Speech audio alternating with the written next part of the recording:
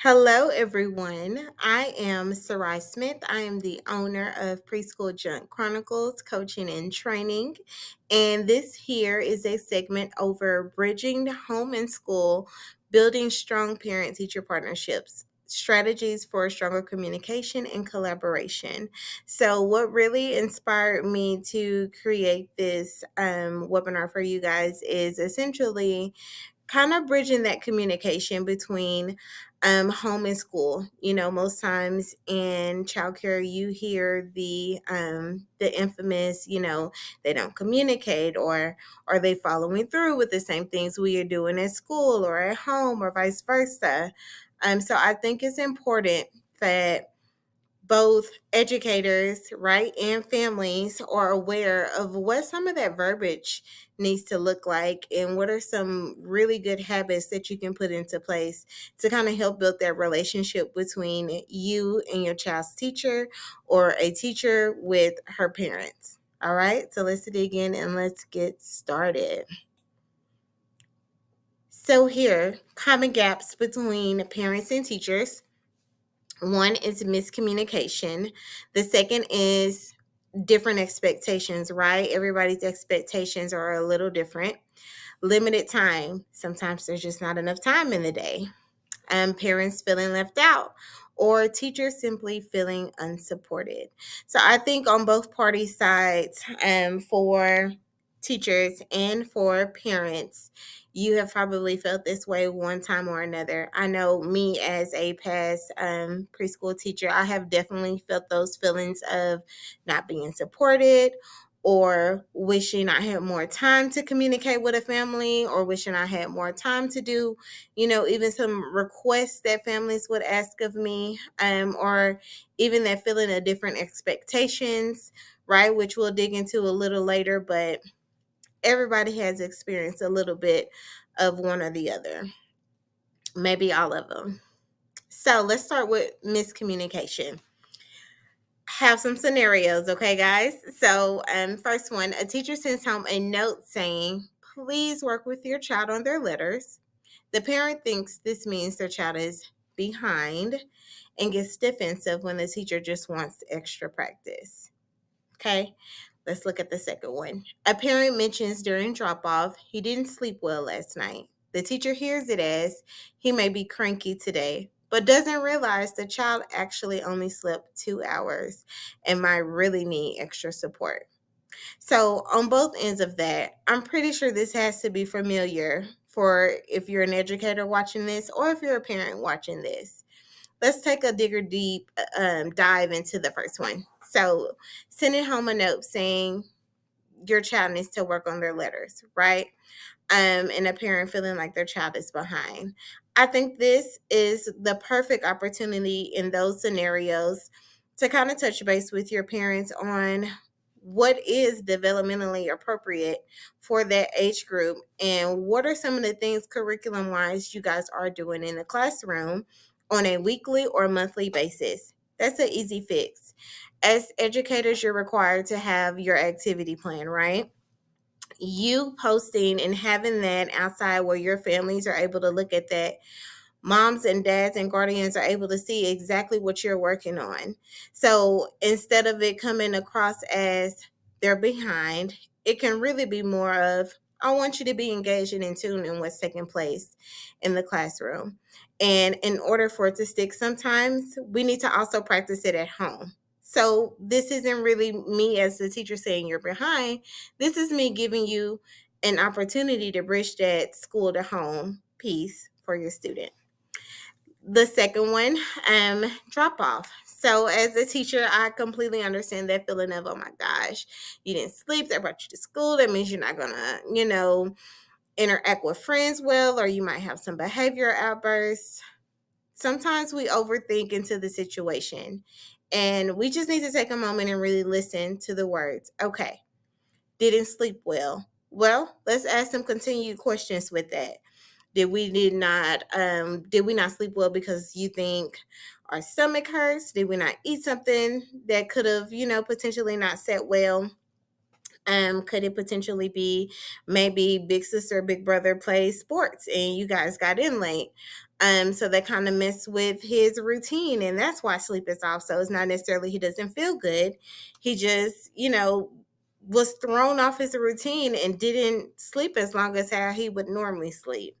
So before we go assuming as educators, we kind of need to just take a moment and step back and like, hey, let me ask these continued, questions to dig a little deeper to this. And then at the end of the day, making that communication with mom or dad and saying, hey, if there is a point in the day where we become inconsolable, we will follow up with you and give you a call and keep you in touch on what's going on. So that way, if you have the availability and the option to come and pick up early, you can. Okay, it's all about communication. All right, let's look at this one. Different expectations. So, parents expect the preschool to handle potty training completely, but teachers expect parents to also practice at home for consistency. Now, this one is definitely something I consider a stigma, right? I don't believe all parents expect teachers to primarily be the one doing the potty training, but I do wholeheartedly believe that parents do have the expectation of my child is with you, more than they are with me during the week. So I absolutely expect for you to partner with me when it comes to the potty training process. Let's look at the next one. A family wants their child to learn academic skills like reading early, while the teacher's main focus is simply on those play-based learning skills and building that child's social and emotional growth. So again, this goes back to our expectations, right? Especially if you're in a preschool setting, we can automatically come with that assumption of everything is academic based when it's not. Children truly learn through play. So what does that mean? You need to share with your families what that play looks like, right? Showing them the purpose of having different centers and what some of those items in those different centers are meant for, right? That open-ended play. Things like this is a perfect opportunity to do at open houses or meet the teachers, or if you have a curriculum night. Other ways you can extend this is simply just by referring to the activity plan you create. Hey, you see the lesson plan says this, we're doing this, and then maybe including there the skill that you are attempting to build. So the parents can kind of see, like, oh, okay, I see the activity, but this is the purpose of the activity. Let's say, for instance, children using tweezers. Of course, not the sharp ones, but say they're doing an activity where it's more pencil grip, right? So in a picture sent to mom and dad, it could just have the kid having tweezers in their hand and maybe some little small beans. And they may be thinking, what is that? Like, I'm not sending them to school for that. But you are. That is building on so many other skills that we as educators are aware of. And I think sometimes we forget parents are not fully aware of the purpose when it comes to activities like that, right? We know that helps build on early writing skills, being able to hold a pencil. Um, Parents don't. All parents do not. If they're not all educators, they don't know. So, again, when we do have our activity plans, ensuring that we are connecting back to the skill that we are trying to build is imperative. All right, let's see. Parents expect daily progress reports on every activity, but teachers are using a weekly communication system. So, granted, I don't think every parent is like this. I think most parents generally, correct me if I'm wrong, parents, you just want to know about your kids' day. Did they do good? Are they learning? Are they, being obedient? Most times it's just a generalized how was their day. But when we do let our days go by, educators, and we are not updating families with any pictures or, this is what we're working on this week or things like that, it can then come off like, well, what are you doing? A parent who is probably easygoing and just wanting to hear something, maybe once a week now expect something every single day. So ways to avoid that is through communication. So when you have a new student enroll, communicating with that family, hey, how often will I know how my kiddo is doing? If I want to see what you guys did today, how do I do that? Do you have a parent app, right? Do you send pictures throughout the day? If you don't do that, do you send notes home every day or every other day or once a week? Give your families the continued communication method that you are looking to do, and essentially that will work for them. All right, let's shift to the next one. Limited time. So, teachers have a very short window at pickup and feel rushed to explain important updates. Parents feel they're missing details. Okay, this is a big one. So, pickup time is not always the best time, parents, to sit and expect a teacher to elaborate about your kiddo's day. Again, that's why I say we need to go back to what is the method and way that parents can get a recap of their kid's day. So, if pickup time, as educators, we know is not the best time because we have people in and out the room, but then we also have, other kiddos that we have to keep watch of and making sure they're being kind to their friends and things like that. Parents, if they don't know that, if we don't share that with them and tell that to them, okay, we can assume for them to know. So come up with a way on how you want to recap. If you don't have your school doesn't have like a parent app or anything like that, they are great investments, but there are other ways that you can follow up with your families to just kind of let them know how their kids day is. So second, a parent works late shifts and can attend, let's say, an even parent teacher conference and they feel disconnected from the classroom. Well, if you knew someone cannot come in and do a parent teacher conference, maybe follow up with that parent and say, hey, what's a good time on your lunch break? Or, maybe before you go into work, where we can do something via phone. Don't automatically write it off as they don't have time. Try to partner with that parent to make the time, right? Just as an educator, you are here to work. It is the same for them. They have to go to work as well. So we have to meet in the middle, okay? Teachers having mandatory staff meetings right after school, and they can't always stay long for conversations with families. So if you typically have those one time a month, staff meeting educators, then you may have that family who picks up right before that staff meeting. It is absolutely okay to say like, hey, we're preparing for a meeting. What's another good date and time that we can maybe connect, and you can partner with your management team to do so. Okay, but let's not just one off the parent.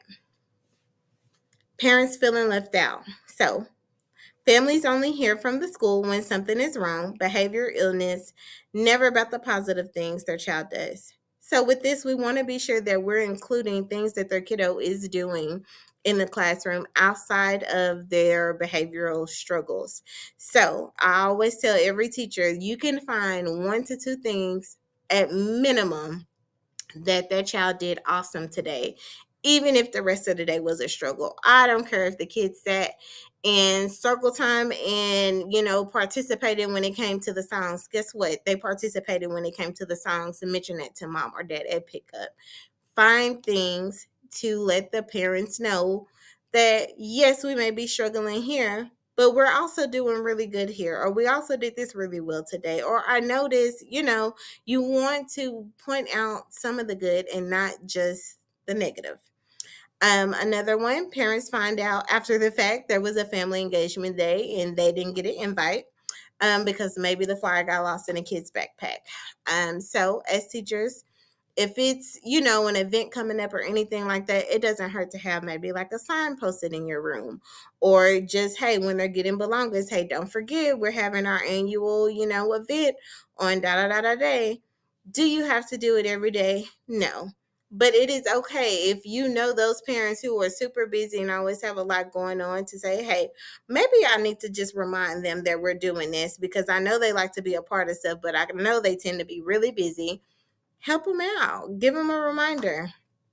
Another thing that parents could potentially feel left out, families who don't speak English as their first language and they only see flyers in English, it could make them feel excluded. So that's being mindful of the community that you serve, the families you serve. You want to be aware of like, hey, we have different ethnicities, people of all different cultures, and we want to be respectful to everyone and want everyone to really feel at home, especially being able to speak in, their home love language. So yes, being mindful if you have a lot of people who do speak Spanish or another language, like, hey, we need to offer this in English and Spanish, offering that opportunities for that family and the other families that may be soon to come to enroll to feel at home as well. All right. Let's see. Teachers feeling unsupported. My educators. So let's say a teacher shares that a child is struggling with biting, which I'm pretty sure we've all heard of before. And you hear a parent say, "Oh, kids will be kids," instead of working on a solution for you together with you. I'm sorry. Okay, so as a former educator and also manager, I definitely get the frustration that can stem from, families not wanting to partner with you when it comes to their kiddo having behavior problems with biting. Okay. But remember, educators, you have to remain the bigger person. You are the educator, right? You are here to educate. That means you are here to dig down, research, find different ways and different sensory items and different methods that you can implement into the classroom to try to help this child out. You have to do all that you can do. And it's not all just for your management team to do, it's for you to partner with them as well. You do your research as well. Partner and say, hey, the family doesn't want to partner with you, then you partner with your management team, and your management team can then take it from there. But don't allow, unfortunately we do have some negative parents out there in the universe. Don't allow someone not wanting to partner with you affect the way that you ever treat a child, right? As an educator, you're supposed to do everything you can to support that child. So do your research and push for, working out and creating solutions with that family, and if not that family, then that management team. Okay. So let's see the next one. Teacher asks parents to send a comfort item or supplies like extra clothes or things like that, but the requests are ignored. Hey, from a parent's side, it's not always ignored. Sometimes it's just forgotten, especially if you have a lot as a parent going on. From an educator's perspective, excuse me, I get it as well, because you're like, I sent the note already, or I put it in the tablet already. Hey, I get it. Maybe sometimes we just need to take drastic measures, and let's write a note and let's stick it on the cubby and maybe fold it up for privacy. And inside it said, hey, we need extra clothes, please, for tomorrow. Thank you. Or taking that note and sticking it right on top of that kid's backpack and maybe an envelope or something. Like, get more visual with it, and I know you may feel like, hey, I already told them once or twice, like we all grown.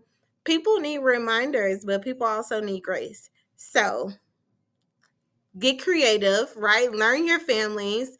Maybe it's a phone call before you clock out, like, hey, I'm just letting you know, just as a reminder, we need some extra bottoms or extra underwear for tomorrow, so you don't have to leave work early to be able to come and provide these items for your kids. So get creative with it, and don't always charge it to the parent's heart. Just charge it to their mind sometimes.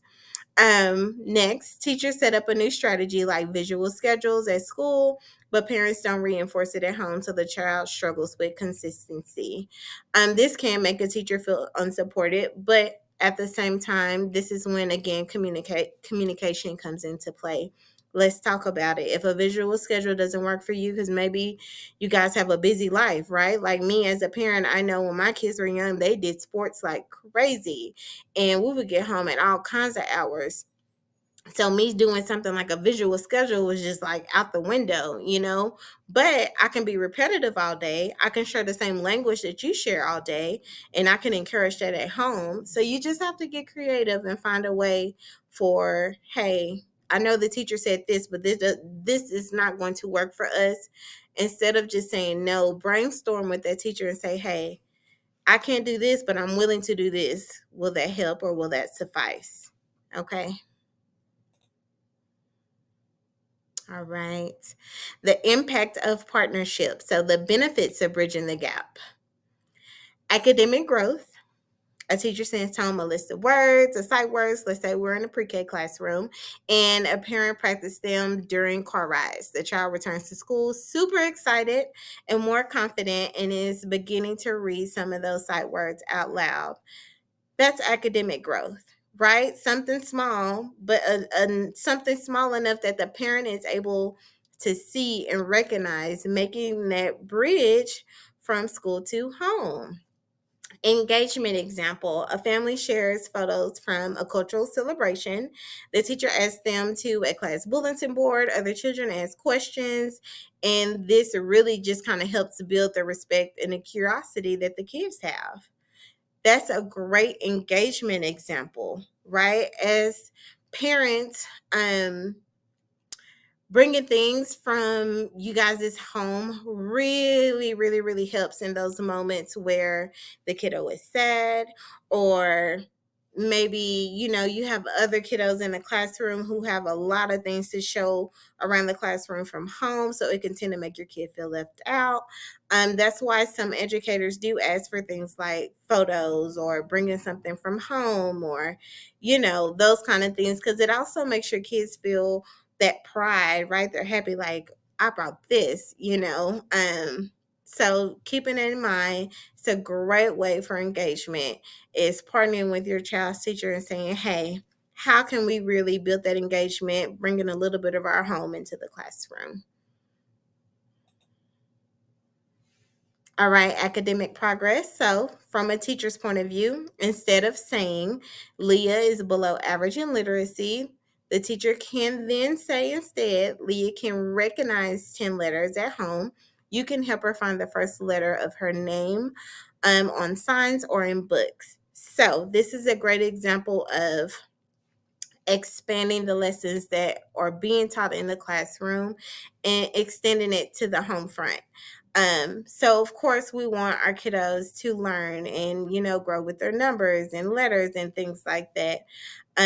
But we want it to be in a more broader sense. So something that's not as feeling so sharp as like almost like worksheets, because we don't want that. We want real life things, books that they look at, being in the grocery store and seeing the name of the grocery store and being able to point at the sign and say, oh, that's an A. That is what we want, right? So get creative as a teacher with your verbiage and how you want to extend things to your families. From a family side, parents let the teacher know that their child is obsessed with dinosaurs.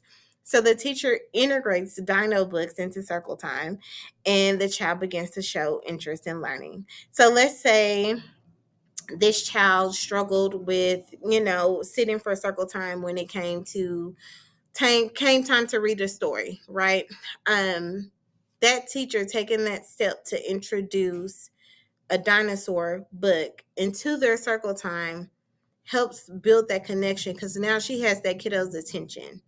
Okay. And depending on the age group, yes, it could possibly spark more of an interest in reading. And maybe that reading would just start out with early readers and their dinosaur books. Who cares? All that matters is that the child is taking an interest in reading. All right, engagement in the classroom. So, a teacher example, let's say a teacher invites a parent to record like a 2-minute video themselves in their home language, and it's played during circle time. That's a great way that the teacher can extend that engagement from that child's home to the school with their friends.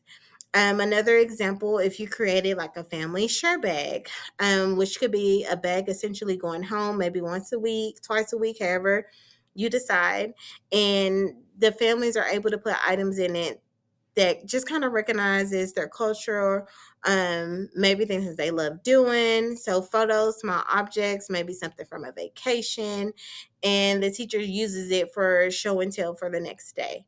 And I think I did put an example that using a seashell, like if you went on vacation to the beach, bringing it to school for the kiddo to be able to share and show. All right, the power of connection. So children benefit when messages are consistent across home and school, right? We know that, but what does that really look like? So, social and emotional progress. From a teacher's perspective, during conflict, the teacher coaches, hey, tell your friend I don't like that. Please stop and report this to the parent and pick up. Okay. This is an opportunity that the teacher is giving the child to be able to learn to use their words and communicate how they are feeling. We don't always, as educators, want to be the person to fix the problem. We are responsible for coaching your child and giving your child the tools and the verbiage to use to be able to stand up and speak for themselves. Let's look at it from a family perspective. So, family side at home, the parent encourages, use your words, tell me how you feel instead of crying. This reinforces the same skill that the teacher is doing at school. Using your words, voicing how you feel. Okay, combined outcome, the child starts using the exact same words because they're being used in both environments, showing consistent emotional regulation for this child. Communication that builds bridges. A teacher example, instead of only calling when there's a problem, the teacher takes a photo of the child building a block tower and says, look at Ava's focus today. A family example, a parent messages she's been waking up at night a lot. If she seems tired today, that's why. The teacher can just then adjust her expectations to have a little empathy. Social and emotional growth example, a parent shares their calming bedtime routine, and the teacher uses a similar song and hug during the transition for nap time. If possible, educators, don't come for me because I know sometimes you can't individualize everything, but if there's a certain nap song, you can slide in the playlist. You can. But this helps the child feel secure. So let's overcoming barriers. So a time barrier example being, let's say a teacher offers a 5-minute mini phone call conference the end of the day before she or he leaves, and it's just to kind of recap the day because the student had a tough day. This doesn't always have to be with those friends who have those consistent behaviors. This can be a one-off phone call if a kiddo did something and it's completely out of their character, and you're like, hey, I don't know if anything shifted, but I want to communicate just a little bit about their day because they did seem a little off today and it's not like them. Parents appreciate that. That goes to show that you really take a notice and account for their child's character, and it shows that you're intentional. So, next one, language barrier example. A school sends newsletters in both English and Spanish. The parents feel respected and included, again, being mindful of the families you serve. Cultural barrier example, teacher asks before celebrating holidays, maybe sends out a letter to families to say, hey, how does your family celebrate this season? Families see their traditions honored, right? By making sure that we're not stepping over boundaries and we're being mindful of all the kiddos in the classroom and how we are choosing to celebrate that current season. Strategy, inviting parents into the classroom. Dun, dun, dun. All right. So, a couple of things that we can do to invite, right, educators, our parents into the classroom with us.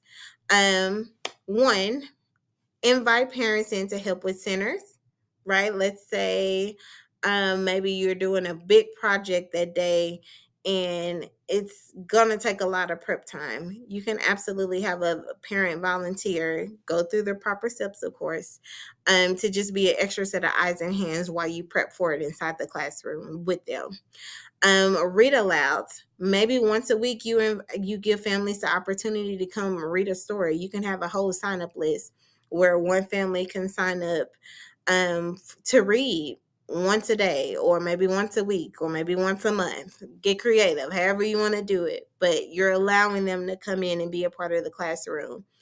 Party day, moms and dads, maybe creating a little corner in your signups for on those party days. Hey, mom, dad, maybe we have up to 4 that volunteer. They can help be those extra hands to do those juice boxes and make those plates with the cupcakes and the chips and all the things. So you can kind of be that classroom management support for your kiddos who typically on party days can get a little crazy.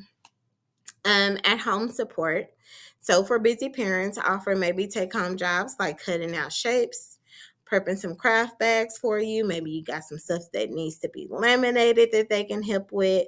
Maybe they can donate some stuff like, hey, recyclables for your dramatic play, bringing those real life items in.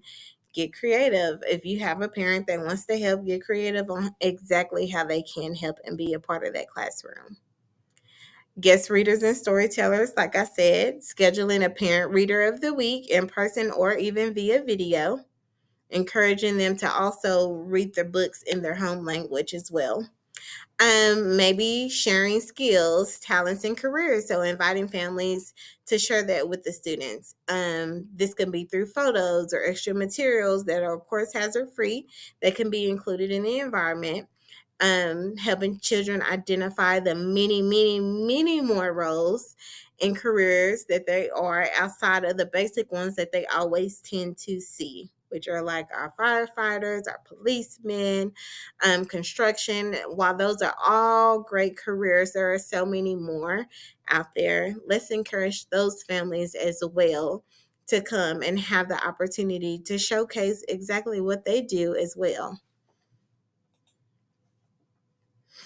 Cultural connections. So, inviting parents to share songs, games, recipes, holiday traditions from their culture. I put that this can also be you guys creating a school recipe book where, you have your families include personal recipes and maybe you guys mix it all together and make one super cute book and you ship it to Amazon and then you can have a couple of them and it could be like a little sale or, raise funds for the school. You can get creative with it.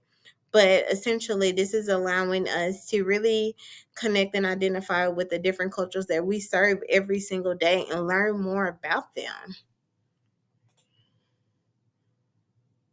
So, lastly, handling hard conversations.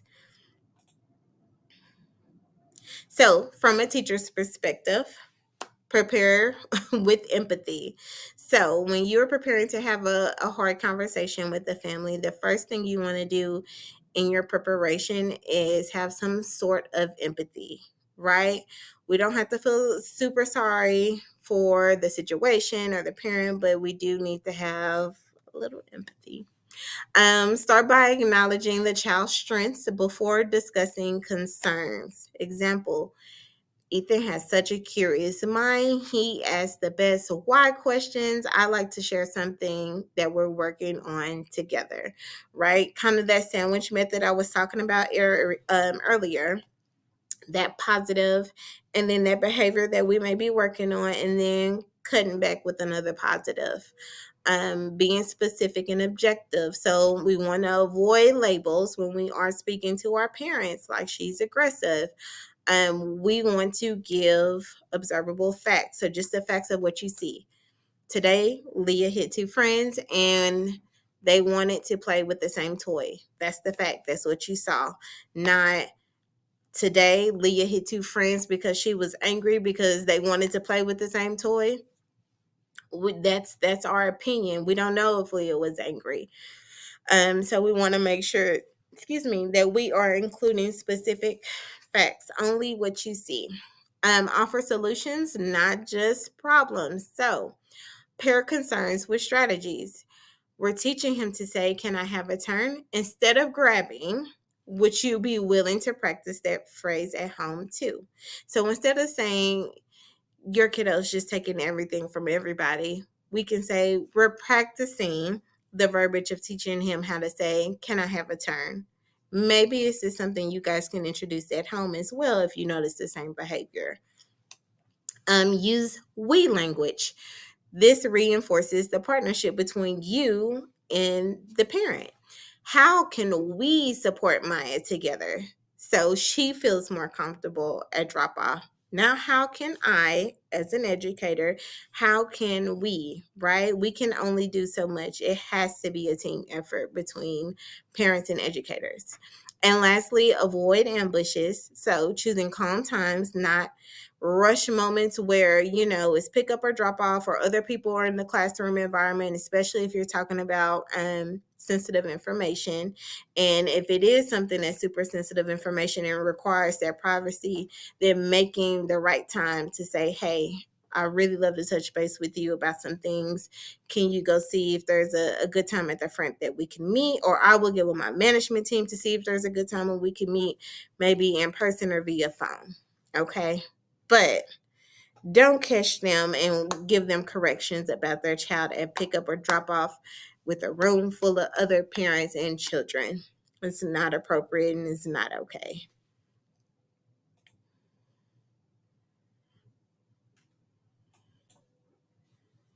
All right, parent perspectives with extra ideas. So, as parents, and I can say as parents because I'm a parent too, we have to practice active listening. So, repeating back what you heard from that educator. So, you've noticed she's been struggling at transition times. Is that right? You want to repeat back so you can make sure as the parent you are getting the correct understanding of what the teacher is communicating with you. Next, acknowledge emotions first. So, if this is something hard to hear, let's swallow and shoulders back and say, I'll admit this is hard to hear, but I appreciate you telling me. Maybe our baby don't act like that at home. We hear that a lot. My baby don't act like that at home, but my baby acting like that here. That's okay, because guess what? Does your baby have a whole bunch of friends at home in their room? No. So of course we are going to, as educators, see behavior that may be different than what you as the parents see at home. Okay, we have to keep that in mind, parents. Sharing family goals. So at home, we're focusing on him being more independent. How can school help with that? Boom, that's a great thing. Maybe, hey, at home, we're potty training. How can we partner with you at school to ensure that this is something we're practicing as well? It's all about communication. Communication. Lastly, advocate respectfully. So if you do disagree, families, um, you know, and you see it a little bit different, be okay with saying that, but also be okay with agreeing to disagree and still understanding that you guys need to work together to come to a resolution. All right, some joint parent teacher strategies. Use a pause phrase. So, agree on a phrase like, let's step back and refocus on what's best for, use the kiddo's name when emotions rise. So, if you have a parent get super upset, or parent, if you have a teacher getting super kind of upset with you in your conversation, saying something like that is absolutely appropriate. Agree on a communication method. So, how are we going to communicate about that child? Are we going to communicate via email? Are we going to communicate via journal? Are we going to communicate via phone call? Either way, you need to be able to decide how you guys are going to plan to communicate. Next, create a mini action plan. Who will do what by when, and how is their progress going to be checked? So, an example, let's say teacher will use a visual schedule in the class, parent will use the same one at home. We'll check back in 2 weeks. Okay, next, celebrating small progress. Even if the issue isn't solved, highlight the wins. He only needed one reminder to use his words today instead of 5. That's a win, right? Celebrate the small ones. Parents, you could do the same. Hey, we went all weekend with pottying in the toilet. That's a win. Celebrate them, acknowledge them. The children needs that acknowledgement, to know like, hey, okay, I like the reaction you gave me, so I'm going to repeat that same behavior. Okay, it's conditioning. All right. So, lastly, from all of this, 3 really good takeaways. Connection first, always. Parents and educators, we are here for one reason, and that is to grow these children. You guys have to be able to connect. You have to be able to connect, and it's always, always, always, you have to have the mindset that kids come first. When it comes to shared responsibility, we each bring value. The educator brings value to the situation, and so does you as the parent. And lastly, every small step builds a stronger bridge. So every step you take to communicate with a teacher, every step that educator takes to communicate with you as the parent, you guys are building that bridge together to be able to set that child up for success. Okay. Hey, again, my name is Sarai, and thank you so much for attending this webinar on connecting and building those school to home relationships.